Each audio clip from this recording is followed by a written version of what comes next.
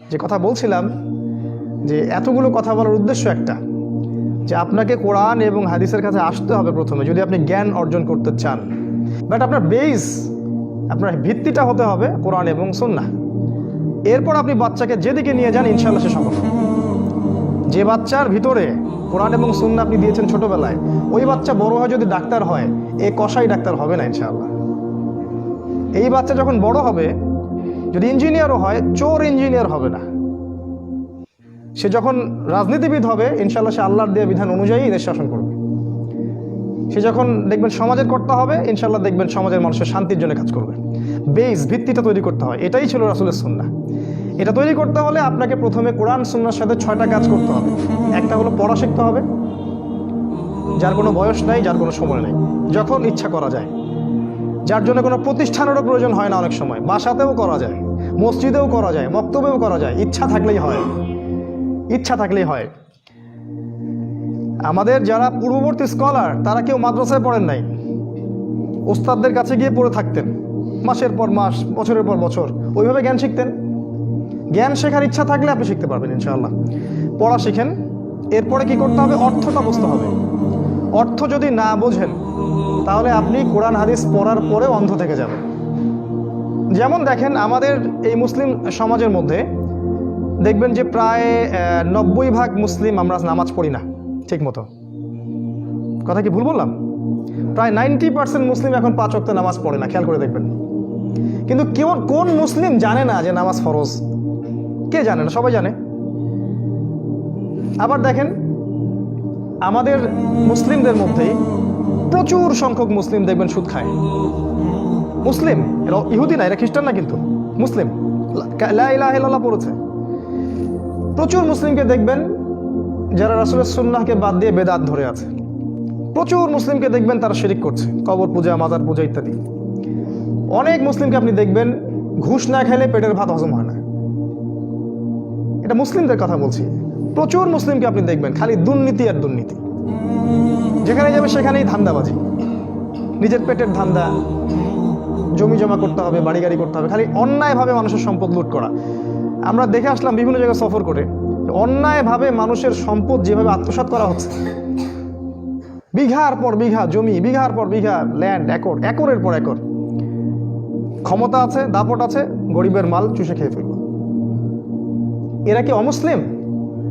সবাই মুসলিম, সবাই মুসলিম, লা ইলাহা ইল্লাল্লাহ সবাই পড়েছে।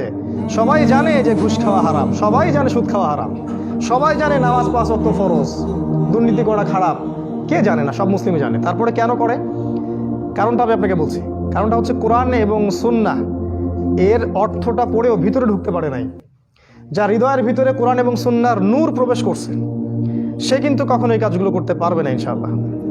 আর এই নূর শুধু রিডিং পড়লে আপনার ভিতরে যাবে না, আপনাকে ওগুলো নিয়ে ভাবতে হবে, গবেষণা করতে হবে, চিন্তা করতে হবে।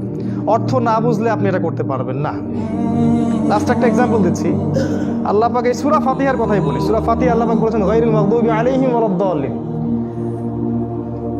দোয়া করি আমরা শেষে, গায়রিল মাগদুবি আলাইহিম ওয়ালাদ-দাল্লিন। হে আল্লাহ, আমাদেরকে সোজা পথে চালাও, ওই পথে চালিও না যে পথে আপনি মাগদুব এবং দল্লিনদেরকে চালিয়েছেন, বা তাদের পথে চালিও না যারা গজবপ্রাপ্ত এবং পথভ্রষ্ট। আমাদেরকে সিরাতুল মুস্তাকিমে চালাও, তাদের পথ যারা অনুগ্রহপ্রাপ্ত, তাদের পথে নয় যারা গজবপ্রাপ্ত এবং পথভ্রষ্ট। নবী সাল্লাল্লাহু আলাইহি ওয়াসাল্লামকে জিজ্ঞাসা করা হলো, হে আল্লাহর রাসূল, এই মাগদুব কারা আর দল্লিন কারা? আমরা যে বলি মাগদুবদের পথে চালিও না, দল্লিনদের পথে চালিয়েন না, হে আল্লাহ, এরা কারা? নবী সাল্লাল্লাহু আলাইহি ওয়াসাল্লাম বললেন, হুমুল মাগদুব, আল মাগদুব হুমুত ইয়াহুদ। মাগদুব হচ্ছে ইহুদি জাতি, ও দল্লিন হুমুন নাসারা, আর যারা দল্লিন তারা হচ্ছে নাসারা, খ্রিস্টান। তার মানে আমরা প্রত্যেক রাকাতেই আমরা আল্লাহকে বলছি, আল্লাহ আপনি আমাদেরকে ইহুদি এবং খ্রিস্টানদের মধ্যে যারা ফাসাদ সৃষ্টি করছে সারা বিশ্বে, এদের পথে, এদের আদর্শে আমাদেরকে চালিয়েন না। এটা আপনি বলছেন প্রত্যেক ওয়াক্তের নামাজেই। কিন্তু দুর্ভাগ্যজনক হচ্ছে আপনি মসজিদ থেকে বের হয়েই আপনার পোশাক আশাক, আপনার খাওয়া দাওয়া, আপনার চলাফেরা, আপনার অর্থনীতি, রাজনীতি, সব কিছু, ব্যাংকিং সিস্টেম, এভরিথিং, সংস্কৃতি ওই ইহুদি খ্রিস্টানদের অনুসরণেই করছেন। দুঃখের সাথে বলতে হয়। কিন্তু আপনি কিন্তু নামাজে বলে গেলেন আল্লাহকে। তার মানে সমস্যাটা কোথায়? আপনি অর্থটা জানেন না। যদি আপনি অর্থটা জানতেন, তাহলে আপনার মনের মধ্যে একটা দাগ আসতো, বাধা আসতো, যে না আমি তো আল্লাহর কাছে এইভাবে বলছি, এটা করা ঠিক হচ্ছে না। অ্যাটলিস্ট আপনি চিন্তা করতেন কাজটা ঠিক হচ্ছে না। দেখেন, দুই রকম পাপী হয়। এক শ্রেণীর পাপী হচ্ছে যারা বুঝে যে আমি পাপ করছি, আল্লাহ আমি চুরি করেছি, আমি পাপ করেছি, আল্লাহ আমার দ্বারা জেনা হয়ে গেছে, আমি অন্যায় করেছি, আমি অমুককে গালি দিয়েছে, কাজটা খারাপ করেছি। ওর ভিতরে এই চেতনাবোধটা কাজ করে আমি খারাপ কাজ করেছি। আল্লাহ পাক চান তো এই ব্যক্তিকে মাফ করে দিতে পারেন ইনশাআল্লাহ। আর এক শ্রেণীর ব্যক্তিকে দেখবেন পাপ করলেও সে ওইটা মানে উদ্ধত অহংকারী আচরণের সাথে প্রকাশ করে, কোনো ফিলিংস নাই, ঠিকই করেছে, ঘুষ খেয়েছে ঠিকই করেছে, দুর্নীতি করেছে, করার দরকার ছিল, সুদ খাই খাওয়ার দরকার ছিল, এগুলো না করলে কেউ চলে? ও পাপটাকে পাপ মনে করে না। তাই পাপকে পাপ মনে না করাটা বড় ধরনের পাপ। এটার কারণেই হয়তো আল্লাহ পাক তাদেরকে জাহান্নামে দিবেন। এই জিনিসটা আপনার ভিতরে আসবে যদি আপনি অর্থটা বোঝেন। তারপর কি করবেন? আপনাকে আদেশগুলো মেনে চলতে হবে। কোরআনের যতগুলো আদেশ আছে আপনি আপনার সাধ্যমতো মানার চেষ্টা করুন। যেমন সলাৎ, 5 ওয়াক্ত সলাৎ, রমজান মাসে সওম রাখবেন ইনশাআল্লাহ, সামর্থ্য হলে আপনি হজ করবেন। তার চেয়েও আগে আপনাকে জাকাত দেওয়া লাগবে, ওসর দেওয়া লাগবে। জাকাতের কথা আমরা সবাই জানি, ওসরের কথা অনেকে জানি না। যারা জমি চাষ করেন তাদের কিন্তু ওসর আসে, ওসর, এটাও কিন্তু আপনার ওই ফসলের জাকাত দিতে হবে।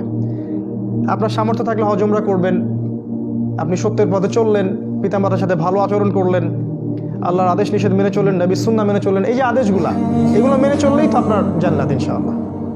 আর আমরা তো জানি দুনিয়ার জীবনটা ক্ষণস্থায়ী, খুবই খুবই অল্প সময় বাকি আছে আমাদের হাতে, খুবই অল্প সময়। আপনি 5টা বছর অপেক্ষা করে দেখেন পুরো বিশ্বে কি পরিবর্তন আসতে যাচ্ছে সামনে, আপনার চিন্তার বাইরে। এগুলা আমি বলি না কারণ জটিল হয়ে যাবে খুতবা, চিন্তার বাইরে। আমার মত যে বহু মানুষ হার্ট অ্যাটাক করেই মারা যাবে। বহু মানুষ যারা দুনিয়ার পিছনে ছুটছে, এরা যখন দেখবে 5 বছর পরে বা 10 বছর পরে বিশ্বের এই অবস্থা, দেশের এই অবস্থা, বা পুরো গ্লোবালি এরকম ফাসাদ সৃষ্টি হচ্ছে, ও হার্ট অ্যাটাক করেই মারা যাবে।